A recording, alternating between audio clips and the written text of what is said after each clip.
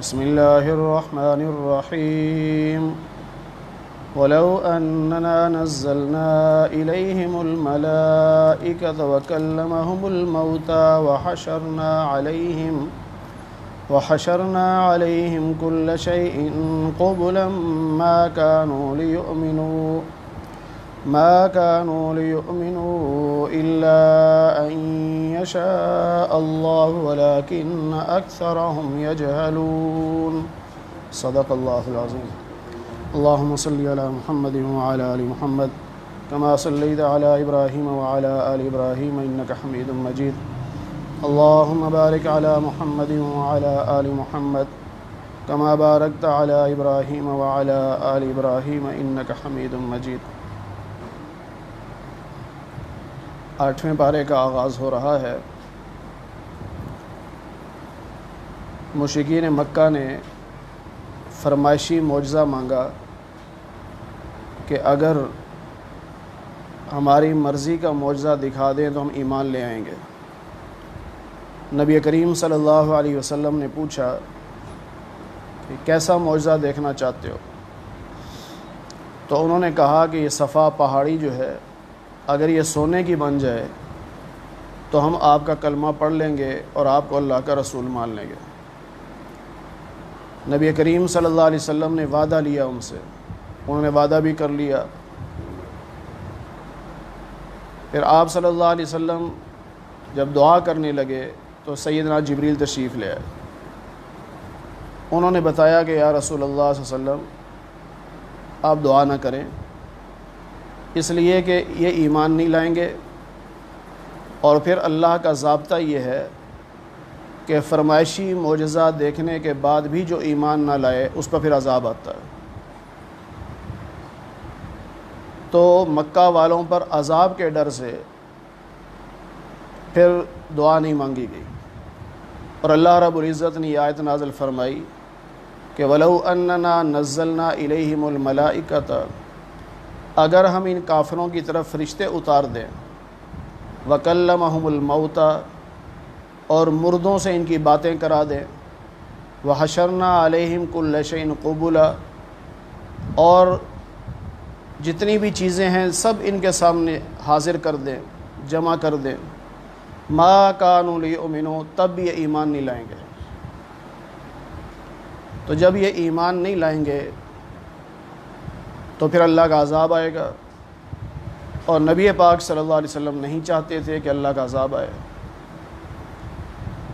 الا ان یشاء اللہ، ہاں اگر اللہ چاہے تو اللہ تو کسی کو بھی ایمان کی دولت دے سکتا ہے، ایمان کی توفیق دے سکتا ہے، لیکن مشرکین مکہ کا جو مزاج تھا اس کے مطابق اللہ نے فرمایا یہ ایمان لانے والے نہیں ہیں، ولیکن اکثرہم یجہلون، اور ان کی اکثریت جاہل ہے۔ وَكَذَلِكَ جَعَلْنَا لِكُلِّ نَبِيٍّ عَدُوًّا، ہر نبی کے لیے اللہ فرماتے ہیں کہ ہم نے دشمن بنائے تھے، انسانوں میں سے بھی اور جنات میں سے بھی، شیاطین قسم کے لوگ، کچھ انسانوں میں سے کچھ جنات میں سے، وہ ہر نبی کے دشمن رہے۔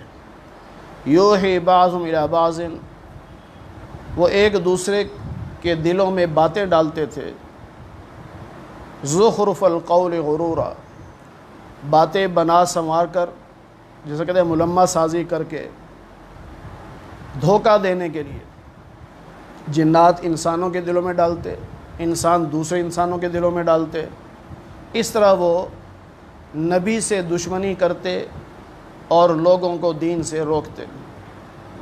وَلَوْ شَاءَ رَبُّكَ مَا فَعَلُوهُ، اگر تیرا رب چاہتا تو یہ ایسا نہ کر سکتے، لیکن اللہ تعالیٰ زبردستی کسی کو روکتا نہیں ہے۔ اللہ کے ہاں ڈکٹیٹرشپ نہیں ہے، اللہ نے انسان کو اختیار دیا ہے کہ تجھے جنت کا راستہ بھی بتا دیا ہے، جہنم کا بھی بتا دیا ہے، اب تیری مرضی ہے، جنت کے راستے پہ چل، تیری مرضی ہے جہنم کے راستے پہ چل۔ اللہ زبردستی کسی کو نہ جہنم سے روکتا ہے نہ زبردستی جنت میں بھیجتا ہے۔ فَذَرْهُمْ، اللہ کہتا ہے تم ان کو ان کے حال پہ چھوڑ دو، وَمَا يَفْتَرُونَ، اور جو کچھ یہ جھوٹ گھڑ رہے ہیں اپنے پاس سے، اللہ پر جھوٹ بولتے ہیں، اللہ کے نبی کے بارے میں جھوٹ بولتے ہیں، دین کے بارے میں جھوٹ بولتے ہیں، ان کو ان کے حال پہ چھوڑ دو۔ اور یہ جو نبی کے دشمن ہیں جنات اور انسان، یہ اس لیے بھی لوگوں کو باتیں بتاتے ہیں تاکہ جو آخرت پر ایمان نہیں رکھتے وہ ان کی طرف مائل ہو جائے۔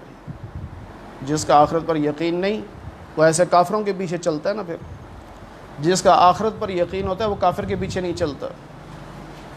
وَلِيَرْضَوْهُ، اور وہ اس کو پسند کرتے ہیں، وَلِيَقْتَرِفُوا مَا هُمْ مُقْتَرِفُونَ، اور جو کچھ وہ کر رہے ہیں کرتے رہیں۔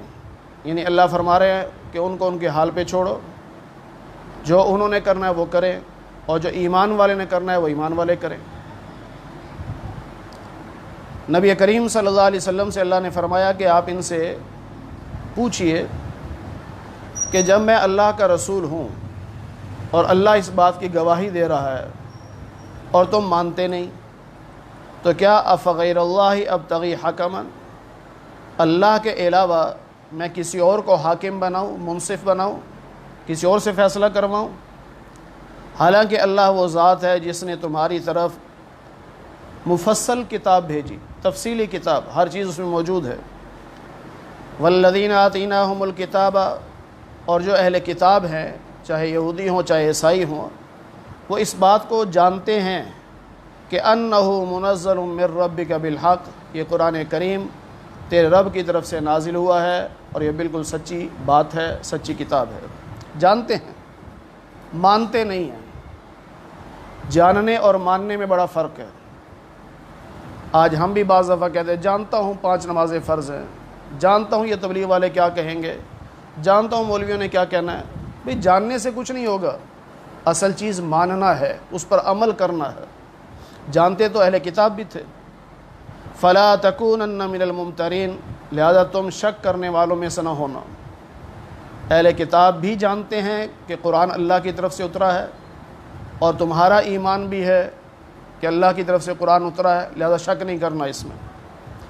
وَتَمَّتْ كَلِمَةُ رَبِّكَ صِدْقًا وَعَدْلًا، تیرے رب کی بات پوری ہوئی، یعنی قرآن کریم مکمل ہوا، اور اس کی صفات کیا ہیں؟ صِدْقًا وَعَدْلًا، قرآن کریم کی ہر بات سچی بھی ہے اور انصاف پر مبنی ہے۔ قرآن کریم میں کچھ ہیں واقعات پہلی امتوں کے، اور کچھ ہیں احکام کہ یہ کرو یہ نہ کرو۔ تو جو واقعات اس میں بیان ہوئے ہیں اس کے بارے میں ہے صدقہ، وہ سب سچے ہیں، اس میں کوئی بات جھوٹ نہیں ہے۔ اور جتنے حکم اللہ نے دیے کہ یہ کرو اور یہ نہ کرو، وہ انصاف پر مبنی ہے۔ اللہ تعالیٰ فطرت کے خلاف انسان کو حکم نہیں دیتا۔ لا مبدل لکلماتی، اللہ کی باتوں کو، اللہ کے فیصلوں کو کوئی تبدیل نہیں کر سکتا۔ وَهُوَ السَّمِيعُ الْعَلِيمُ، اللہ ہر بات کا سننے والا اور جاننے والا ہے۔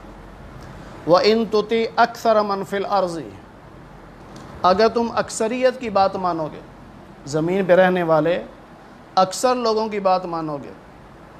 لوگ کہتے ہیں نہیں اکثر یوں کہہ رہے ہیں، مولوی صاحب اکثر نمازی یوں کہہ رہے ہیں، تو اللہ کہتے ہیں اگر اکثریت کے پیچھے چلو گے، یضلوک عن سبیل اللہ، وہ تو آپ کو اللہ کے راستے سے بہکا دیں گے، بھٹکا دیں گے۔ اکثریت تو جاہلوں کی ہے، دین سے دور لوگ ہیں، ان کی اکثریت ہے۔ اور اگر اکثریت ہی دیکھی جائے تو دنیا میں کافروں کی اکثریت ہے۔ 7 ارب کے قریب کافر ہیں، مسلمان 1.5 ارب کے قریب ہیں، تو اکثریت ان کی ہے۔ ہر جگہ پر اکثریت نہیں دیکھی جاتی۔ ہاں، جیسے اسلام نے بتایا کہ اپنے زمانے کے مستند علماء ان کی شورا بنی ہو، ان میں پھر دیکھا جائے کہ اکثریت کیا کہتی ہے، عوام کی اکثریت نہیں۔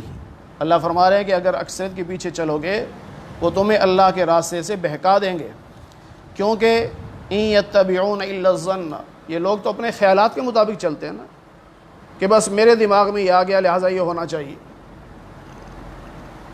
وَإِنْهُمْ إِلَّا يَخْرُصُونَ، اور ان کے پاس علم نہیں ہے، صرف اور صرف اپنے خیالات ہیں بس، اور کچھ بھی نہیں۔ ان ربک هو اعلم، تیرا رب خوب جانتا ہے، من یضل عن سبیلہ، کون اللہ کے راستے سے بھٹکا ہوا ہے، وہو اعلم بالمہتدین، اور اللہ خوب جانتا ہے کہ ہدایت والا کون ہے۔ فکلوا مما ذکر اسم اللہ علیہ، جس جانور پر اللہ کا نام لے کر ذبح کیا جائے اس کا گوشت کھاؤ۔ اگر تم اللہ کی آیات پر ایمان رکھتے ہو تو جس جانور کو ذبح کیا جائے اور اس پہ اللہ کا نام لیا جائے اسے کھاؤ۔ اور تمہیں کیا ہو گیا کہ تم اس جانور کا گوشت نہ کھاؤ جس کو اللہ کا نام لے کے ذبح کیا گیا؟ ایسا نہیں ہو سکتا۔ وقد فصل لکم، حالانکہ تفصیل تمہارے لیے بیان کر دی گئی ہے کہ کون کون سے جانور حرام ہیں، قرآن میں بتا دیا گیا۔ مجبوری کی حالت ایک الگ ہے، اس کا مسئلہ الگ ہوتا ہے، اس لیے اس کو چھوڑ دو۔ باقی جو جانور حرام ہیں وہ تم نے چھوڑ دینے ہیں، باقی جو جانور حلال ہیں ان میں سے جس پر اللہ کا نام لے کر ذبح کیا جائے اس کو کھاؤ۔ یہاں پھر وہی بات آ گئی کہ اکثر لوگ وہ چاہتے ہیں کہ جہالت کی بنیاد پر اپنے خیالات کے ذریعے سے تمہیں گمراہ کر دیں، جہالت کی بنیاد پر اپنے خیالات کے ذریعے سے تمہیں گمراہ کر دیں، یہ اکثر لوگ چاہتے ہیں۔ اور رب خوب جانتا ہے کہ حد سے تجاوز کرنے والا کون ہے۔ اصل میں بعض مشرکین مکہ نے اعتراض کیا، اور آج کل ہندو بھی اعتراض کرتے ہیں، کہ جس جانور کو اللہ مار دے، خود بخود مر گیا، اللہ نہیں مارا نا، کہتے ہیں اللہ جس کو مار دے کہتے ہیں حرام ہے یہ نہیں کھانا، اور جسے خود مارو کہتے ہیں یہ حلال ہے۔ کیسے عجیب لوگ ہو تم۔ یہ اس طرح کے اعتراضات لوگ کرتے رہتے ہیں۔ اصل بات اللہ فرما رہے ہیں کہ جب میں نے کہہ دیا، اللہ نے حکم دے دیا کہ جس جانور پر بسم اللہ پڑھ کر چھری چلا دی اس کو کھا لو، یہ اللہ کا حکم ہے۔ اب کوئی بندہ پوچھے بھی نہیں ایسا کیوں ہے، انہوں نے کہا اس کو چھوڑو، ہم تو رب کے حکم کے پابند ہیں۔ رب نے فرمایا کہ جو ذبح کیا اسے کھا لو، جو ذبح نہیں کر سکے خود بخود مر گیا ہے اسے تم نے نہیں کھانا، اللہ نے منع کیا۔ اگرچہ علماء نے حکمتیں بھی بیان کی ہیں، لیکن ہم مسلمانوں کو حکمتوں کے چکر میں نہیں پڑنا چاہیے، بس سیدھا سا اپنا ایمان رکھنا چاہیے کہ رب کا حکم ہے، ہم نے مان لیا بس۔ اس میں حکمت ہے کیا کہ ان جانور کے جسم میں بھی ایک خون ہوتا ہے جو گردش کرتا ہے، جس طرح ہمارے جسم میں بھی خون ہوتا ہے، پورے جسم میں وہ گردش کرتا رہتا ہے، پھرتا رہتا ہے۔ یہ خون مضر صحت ہوتا ہے، گندا خون ہوتا ہے۔ جب جانور کے گردن پہ چھری چلاتے ہیں، بسم اللہ اللہ اکبر پڑھا، اب جو سارا خون نکلے گا تو یہ سارا گندا خون یہ سارا باہر نکل آیا۔ اب جو گوشت بچا، اب اللہ کہتے ہیں یہ تمہارے لیے صحت کے لیے ٹھیک ہے، اب اسے کھا لو۔ جب ہم نے ذبح نہیں کیا تو وہ جب جانور مر گیا خون تو باہر نکلا نہیں اس کا، تو وہ خون سارے گوشت کے اندر چلا گیا۔ اب وہ ایک گندا خون گوشت کے اندر جب چلا گیا، اب جب آپ اسے کھاؤ گے تو وہ گوشت آپ کے لیے مضر صحت ہے، صحت خراب کر سکتا ہے، اس لیے اللہ نے حکم دیا وہ نہ کھاؤ۔ جب گندا خون تم نے نکال دیا ذبح کر کے، اب جو گوشت بچا ہے وہ تمہاری صحت کے لیے مفید ہے، اب اسے کھا لو، یہ حکمت ہے۔ لیکن ہم حکمت کے پابند نہیں ہیں۔ جو لوگ کہیں گے لاجک کیا ہے جی، فلسفہ کیا ہے جی، حکمت کیا ہے جی، چھوڑو ان کو۔ سیدھی سی بات ہے، اللہ کا حکم ہے کہ جسے ذبح کیا اسے کھا لو، اور جس کو ذبح نہیں کیا اسے نہیں کھانا۔ اب ذبح ایک تو وہ جو چھری لے کے ہم کرتے ہیں وہ بھی ذبح ہے، اور ایک اس طرح ہوتا ہے جس طرح ہم کتے کے ذریعے شکار کرتے ہیں، چھٹے پارے میں ہم پڑھ چکے ہیں، اور یا باز کے ذریعے سے شکار کرتے ہیں، ان کو سکھایا جاتا ہے، ٹرین کیا جاتا ہے، وہ جا کر جانور پہ حملہ کرتے ہیں، وہ آپ کے پاس لانے سے پہلے اگر مر بھی جاتا ہے تو وہ ایسے ہی ہے جیسے ذبح کر لیا اپنا، کیونکہ شریعت نے اس کو اجازت دی ہے۔ تو جب شریعت نے اسے جائز قرار دے دیا تو اب وہ ایسے ہی ہے گویا مسلمان نے خود اس کو ذبح کیا۔ اور اگر کوئی بسم اللہ پڑھنا بھول گیا، مسلمان ہے، چھری پھیر رہا ہے لیکن بسم اللہ پڑھنا بھول گیا تو جائز ہے۔ ہاں اگر جان بوجھ کر بسم اللہ نہیں پڑھ رہا پھر حرام ہے۔ اگر جان بوجھ کر بسم اللہ چھوڑ رہا ہے تو پھر وہ جانور ذبح نہیں ہوا، وہ حرام ہو گیا، اب اس کو نہیں کھا سکتے۔ ہاں غلطی سے مسلمان سے اگر بسم اللہ رہ گئی، لیکن اس کے دل میں تو بسم اللہ ہے نا، مسلمان ہے، غلطی سے رہی ہے، اس لیے اس کا ذبیحہ جائز ہوگا۔ پھر اللہ فرماتے ہیں وَذَرُوا ظَاهِرَ الْإِثْمِ وَبَاطِنَهُ، ظاہری باطنی سارے گناہوں کو چھوڑو، اور جو آدمی گناہ کرے گا ان قریب وہ اس کی سزا بھی پائے گا۔ وَلَا تَأْكُلُوا، مت کھاؤ، مِمَّا لَمْ يُذْكَرِ اسْمُ اللَّهِ عَلَيْهِ، جس جانور پر اللہ کا نام نہیں لیا گیا اور کسی نے ذبح کر دیا اسے مت کھاؤ۔ وَإِنَّهُ لَفِسْقٌ، بغیر بسم اللہ پڑھے جو جانور ذبح کیا گیا یہ گناہ کا کام ہے، اس کا کھانا گناہ ہے۔ وَإِنَّ الشَّيَاطِينَ لَيُوحُونَ إِلَىٰ أَوْلِيَائِهِمْ، شیطان جو ہوتے ہیں وہ اپنے دوستوں کے دلوں میں باتیں ڈالتے ہیں تاکہ وہ تم سے جھگڑا کریں۔ یہ جو پٹیاں مشرکین مکہ جو کہتے تھے نا، یہ شیطان کی پڑھائی ہوئی پٹیاں تھیں، جنات کی پڑھائی ہوئی پٹیاں، کہ تم مسلمانوں سے کہو عجیب لوگ ہو، اپنے ہاتھ سے چھری پھیر کے مارو تو کہتے جی حلال ہے، اللہ مار دے تو کہتے حرام ہے۔ اب عام آدمی کہتے ہیں یہ بات تو بڑی ٹھیک ہے، بڑی زبردست بات کی ہے، عقل والی بات کی ہے۔ یہ عقل والی بات نہیں ہے، یہ ہمیں لگتا ہے کہ عقل والی بات ہے، یہ تو شیاطین نے ایسے وسوسے ڈالے۔ وَإِنْ أَطَعْتُمُوهُمْ، اور اگر تم بھی ان کے پیچھے چلو گے تو إِنَّكُمْ لَمُشْرِكُونَ، تم بھی مشرک بن جاؤ گے، لہٰذا ان کے پیچھے نہ چلو۔ ایمان والے کو چاہیے اللہ کے نبی کے پیچھے چلے تاکہ ایمان والا رہے، اگر کافروں کے پیچھے چلے گا تو پھر وہ بھی کافر مشرک بن جائے گا۔ ایک مثال دے کے اللہ پوچھتے ہیں کہ اومن کان میتن، ایک آدمی مردہ تھا یعنی کافر تھا، فاحییناہ، ہم نے اس کو زندہ کیا یعنی ایمان کی دولت دی، وجعلنا لہ نورا، ہم نے اسے روشنی دی یعنی ایمان کی روشنی دے دی، یمشی بہ فی الناس، اب وہ اس ایمان کے نور کو لے کر لوگوں میں چلتا پھرتا ہے، یعنی ایمان والا ہے، پھر رہا ہے۔ اور ایک شخص وہ ہے جو اندھیروں میں بھٹکا ہوا ہے یعنی کافر ہے اور اس سے نکلتا بھی نہیں، اندھیروں سے نکلتا بھی نہیں، تو کیا دونوں برابر ہوں گے؟ مردہ اور زندہ برابر نہیں، روشنی والا اور اندھیرے والا برابر نہیں۔ تو یہاں اللہ نے ایمان والے کو زندہ قرار دیا اور کافر مردہ کی طرح ہے۔ یہی بات تو حضرت خالد بن ولید رضی اللہ تعالیٰ عنہ نے فرمائی تھی۔ ایک موقع پر 60,000 عیسائیوں سے لڑائی، جنگ ہو رہی، مقابلے پر 60,000 عیسائی،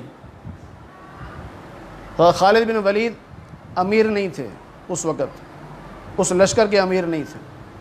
آپ نے اپنے امیر سے کہا مجھ اکیلے کو اجازت دو، میں لڑتا ہوں۔ انہوں نے کہا نہیں اکیلے نہیں، کرتے کرتے کہیں چلو 6 آدمی دے دو۔ انہوں نے کہا نہیں، بڑھاتے بڑھاتے بڑھاتے ساری رات بحث چلتی رہی، بالآخر فائنل ہوا کہ 60 آدمی دے دو بس، اس سے زیادہ نہیں۔ اب سارے حیران کہ ادھر 60,000 ہیں ادھر 60 ہیں، مقابلہ کیسے ہوگا؟ بہرحال حضرت خالد بن ولید رضی اللہ تعالیٰ عنہ نے اپنے ساتھ جو 60 آدمی لیے، رات کو فرمایا مصلی پہ کھڑے ہو جاؤ، تہجد پڑھو، اللہ سے مانگو، اور صبح فرمایا کہ ہم ایسا کریں گے، مقابلے پر جائیں گے تو کافر ہمیں گھیرنے کی کوشش کریں گے، کیونکہ ہم تھوڑے سے ہیں نا، تو پریشان نہیں ہونا، پیچھے نہیں ہٹنا، آگے جانا ہے، وہ ہمیں گھیر لیں۔ جب چاروں طرف سے گھیر لیں گے تو ہم سب نے رخ ان کی طرف کر کے زور سے تلوار چلانی ہے، پھر نہیں پیچھے مڑ کے دیکھنا۔ اب وہ دائرے میں آگے، گھیرے میں آگے، اب سب نے رخ کافروں کی طرف کر کے جو تلوار چلائی تو 60 آدمیوں نے 60,000 کو بھگا دیا۔ کسی نے کہا حضرت خالد بن ولید رضی اللہ تعالیٰ عنہ سے کہ آپ کیا کہہ رہے تھے، میں اکیلا ہی کافی ہوں؟ فرمایا جب اللہ کا قرآن بتاتا ہے کہ مومن زندہ ہے کافر مردہ ہے، تو مردے جتنے مرضی ہوں، زندہ تو سب کو مار سکتا ہے۔ تو ایمان والا زندہ کی طرح ہوتا ہے اور کافر مردہ کی طرح ہوتا ہے۔ کذالک زین للکافرین، کافروں کے لیے ان کے اعمال خوبصورت بنا کے پیش کیے جاتے ہیں کہ تم جو کر رہے ہو بہت اچھا کر رہے ہو۔ یہ شیاطین جو ہوتے ہیں نا، وہ ان کے دلوں میں بات ڈالتے ہیں کہ تم کتنے مزے میں ہو، تم تو عیاشی کر رہے ہو، حرام کماؤ، سود کھاؤ، رشوت کھاؤ، کوئی تمہیں پوچھنے والا نہیں ہے، مزے مزے کی کوٹھیاں بناؤ، جو مرضی کرو، تمہارے ہاں تو نکاح کا بھی چکر نہیں ہے۔ اب وہ شیطان پٹیاں پڑھاتا ہے کہ تم بڑے مزے میں ہو، یہ مسلمان دیکھو کتنا پابند ہے، حرام نہیں کمانا جی، حلال کے چکر میں تھوڑا مل رہا ہے، بچے پریشان ہیں، خود پریشان ہیں، اب اس کو بچوں کے لیے بھی کمانا پڑتا ہے، بیوی کے لیے بھی کمانا پڑتا ہے، اور حرام کماتا نہیں ہے، اسے پریشان ہے۔ تو یہ شیطان پٹیاں پڑھاتا ہے۔ اللہ فرماتے ہیں کافروں کے اعمال کی طرف نہ دیکھنا، بس مومن کو چاہیے کہ وہ نبی کی طرف دیکھے کہ میرے نبی نے کیا کہا ہے، یہ کامیابی ہوگی۔ فرمایا جس طرح یہ کافر ہیں اور کافروں کو شیاطین ان کے اعمال کو بنا سنوار کر پیش کرتے ہیں، اس طرح اللہ فرماتے ہیں کہ ہم نے ہر بستی میں وہاں کے جو بڑے بڑے سردار تھے، وہ جو گناہگار تھے، وہ ہمیشہ نبی کے مخالف ہوئے۔ جس بستی میں نبی آئے وہاں کے وڈیرے اس نبی کے مخالف ہوئے۔ کیوں؟ اس کی ایک بڑی وجہ یہ ہے، وڈیرے لوگ جو ہوتے ہیں چار پیسے والے، وہ دوسرے انسانوں کو اپنا غلام سمجھتے ہیں، اور نبی جو آتے ہیں وہ سب سے پہلے انسانوں کو انسانوں کی غلامی سے آزاد کرانے آتے ہیں۔ وہ یہی سبق پڑھاتے ہیں، تم انسانوں کے غلام نہیں ہو، تم اللہ کے غلام ہو۔ اب وڈیرے کہاں برداشت کریں؟ جس طرح ہمارے ملک میں بھی بہت سارے علاقے ایسے ہیں جہاں اسکول نہیں بننے دیتے، مدرسہ نہیں بننے دیتے، تعلیم نہیں دلوانے دیتے۔ کیوں؟ وہاں کے وڈیروں کو پتہ ہے اگر تعلیم آ گئی، شعور آ گیا تو یہ لوگ ہمارے غلام نہیں رہیں گے۔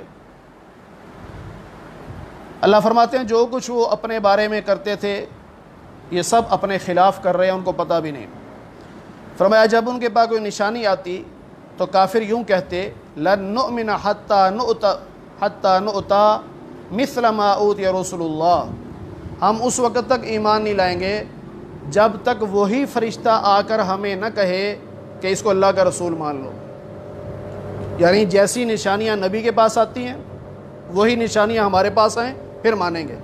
اصل میں ابو جہل نے یہ کہا تھا، اپنے ساتھیوں میں بیٹھا ہوا تھا، کہنے لگا ہیں تو یہ اللہ کے رسول، صحیح بات ہے، لیکن ساری عزتیں ان کو ہی مل رہی ہیں، ہمیں تو ملتی کوئی نہیں، اس لیے ہم اس کا کلمہ نہیں پڑھیں گے۔ اب بہانہ کیا کیا؟ ابو جہل کہنے لگا جو فرشتہ یعنی جبریل علیہ السلام محمد صلی اللہ علیہ وسلم پر وحی لے کر آتا ہے، وہی فرشتہ میرے پاس بھی آئے اور مجھے آ کر کہے کہ یہ اللہ کے رسول ہیں، کلمہ پڑھ لے، پھر میں کلمہ پڑھوں گا۔ یعنی کسی طریقے سے میرے پاس بھی فرشتہ آئے۔ اس پہ اللہ نے فرمایا اللہ اعلم حیث یجعل رسالتہ، اللہ زیادہ بہتر جانتے ہیں کس کے پاس فرشتہ بھیجنا ہے، کس کو عزت دینی ہے، کس کو ہم نے اپنا پیغام پہنچانا ہے، اللہ خوب جانتا ہے۔ ان قریب ان گناہگاروں کو رب کے ہاں ذلیل ہونا پڑے گا اور ان کے لیے سخت عذاب ہوگا، کیونکہ یہ لوگ اسلام کے خلاف سازشیں کرتے تھے۔ تو اللہ فرما رہے ہیں جو اسلام کے خلاف سازشیں کرتے ہیں وہ دنیا میں بھی ذلیل ہوں گے اور آخرت میں بھی ذلیل ہوں گے، اور جو ایمان والے ہیں، قرآن کریم کے اگر الفاظ پہ ہم غور کریں، اللہ فرماتے ہیں وَجْعَلْنَا لَهُ نُورًا، ایمان والے کو ہم نے روشنی دی، یمشی بِهِ فِی النَّاسِ، اس روشنی کو لے کے وہ لوگوں میں پھرتا ہے۔ تو اس سے پتہ چلا ایمان والے کا معاشرے میں پھرنا بھی باعث برکت ہوتا۔ دیکھو نا، اگر اندھیرا ہے، کفر سارا اندھیرا ہے نا، تو آپ اس کی مثال لے لیں، جیسے اب رات کا ٹائم ہے، کوئی لائٹ نہیں، اندھیرا ہے، ایک آدمی اگر چراغ لے کے جا رہا ہے تو جہاں اس کو فائدہ ہوگا باقیوں کو بھی ہوگا کہ نہیں ہوگا؟ باقیوں کو بھی فائدہ ہوگا نا۔ تو ایمان والا جب صحیح ایمان والا پھرتا ہے تو اس کے پھرنے سے باقیوں کو بھی فائدہ ہوتا ہے۔ کبھی نہ کبھی اللہ تعالیٰ دوسرے لوگوں کو اس کے ایمان کی برکت سے، اس کے چلنے پھرنے کی برکت سے دوسروں کو بھی ایمان کی توفیق دے دیتے ہیں۔ تو اس لیے مسلمان کو چاہیے کہ جب وہ معاشرے میں نکلے تو اپنی نیتیں صاف کر کے نکلے اور اپنے آپ کو مومن بنا کے نکلے، اور اللہ سے دعا کرے کہ اللہ تو نے مجھے ایمان کی توفیق دی، تو جہاں جہاں میں جا رہا ہوں وہاں کے لوگوں کو بھی ایمان کی توفیق دے دے، کیونکہ ایمان نور ہے اور نور کا فائدہ ضرور ہوتا ہے۔ تو ہمیں اس پہ اللہ کا شکر ادا کرنا چاہیے کہ اللہ نے ہمیں مومن بنا کر زندہ بنا دیا، ورنہ ہم بھی کافروں کی طرح مردہ ہوتے۔ ہم زندہ بھی ہیں، ایمان والے بھی ہیں، اور ایمان کے ساتھ رب نے ہمیں روشنی بھی دی ہے۔ شکر ہے ہم کافر نہیں ہیں، ہم جہالت میں نہیں ہیں، اندھیروں میں نہیں ہیں، اللہ نے ایمان کی روشنی دی ہے۔ اب ایمان کی روشنی کو اعمال کے ذریعے سے بڑھانا ہے، جیسے جیسے اعمال ہوں گے روشنی بڑھتی جائے گی۔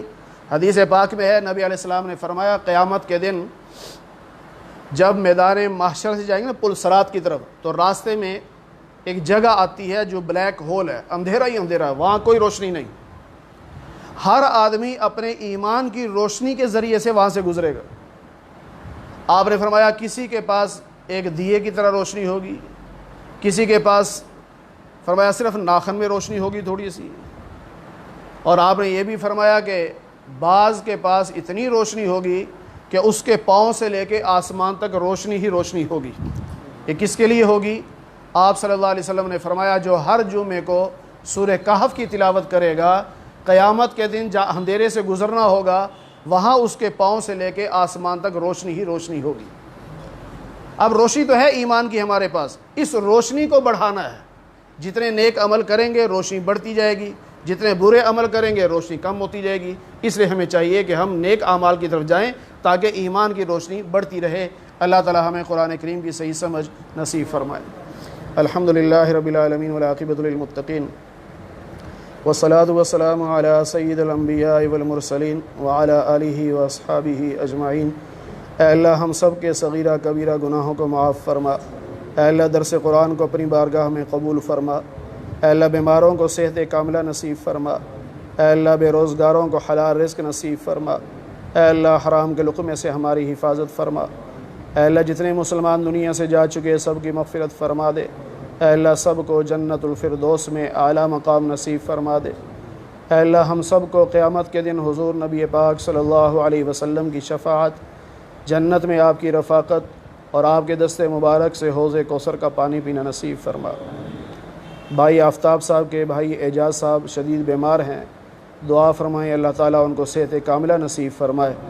اے اللہ اپنے پاک کلام کی برکت سے بھائی اعجاز کو صحت کاملہ نصیب فرما۔ اے اللہ جیسے آج ہم آپ کے قرآن کے نام پر اکٹھے ہیں، اے اللہ ہم سب کو جنت میں بھی اکٹھا فرما دے۔ اے اللہ محض اپنے فضل و کرم سے حضور نبی پاک صلی اللہ علیہ وسلم کے صدقے سے ہماری دعاؤں کو قبول فرما لے۔